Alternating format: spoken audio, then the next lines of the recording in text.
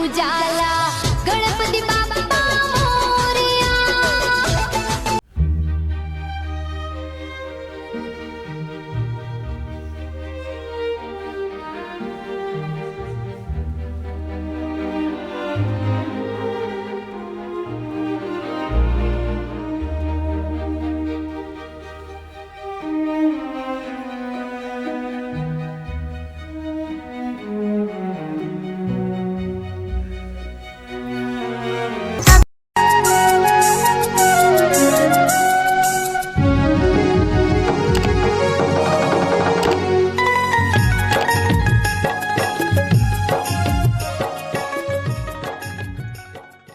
नमस्कार, जय जोहार, जय छत्तीसगढ़। तो संगवारी हो, आशा करता हूँ कि आप लोग स्वस्थ होंगे, मस्त होंगे, बढ़िया होंगे।